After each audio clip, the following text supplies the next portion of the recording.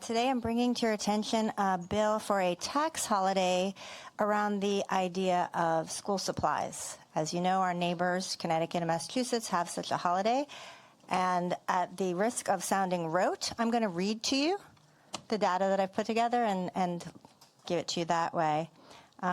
This bill would deliver practical relief to Rhode Island families. It will strengthen our economy, and it's going to stop the bleeding of tax dollars to our neighboring states. The measure specifically proposes a 1-week-long sales tax holiday on school supplies subject to a $30 limit. Every August, Rhode Island families gear up for school. They spend, on average, about $300, notebooks, pens, backpacks. Our 7% sales tax adds $21 per family to that bill.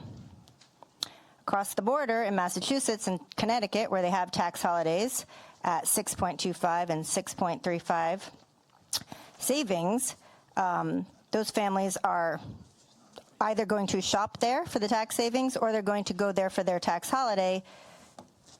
And, you know, this is the problem the bill seeks to address. Even if they're saving a buck or two, you'll see how that increases exponentially. With approximately $6 million in sales, that is $420,000 in Rhode Island tax revenue that's flowing across the border. So we're losing it anyway. If that's the argument as to why not to do it, we're losing it anyway.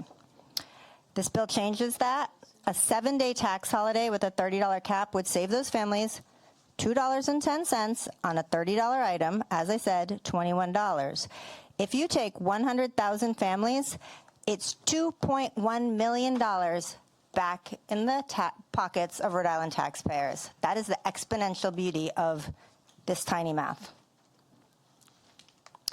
Low-income families, and keeping in mind that the average Rhode Islander, our median is $74,000, they're going to feel this the most. $21 buys groceries, a tank of gas, maybe not right now, but half a tank of gas. The point is, $21, there's value there. If you're concerned about the costs, I will give you the following estimates. If we assume school supplies are 1% of our $1.3 billion sales tax base, this week-long holiday will cost the state of Rhode Island $250,000 in lost revenue. If we assume that with the $30 cap in place, maybe we're only losing $200,000 in revenue. That is less than half of the $420 I assume is already going over the borders. So there is no loss. There's actually money back.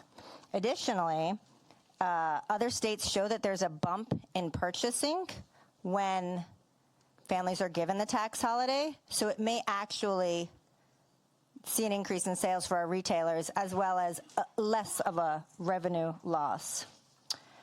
I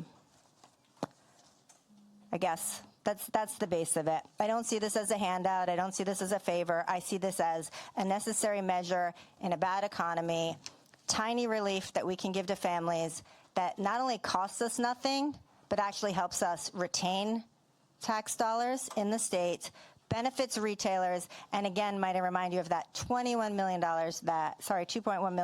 that Rhode Islanders would save collectively.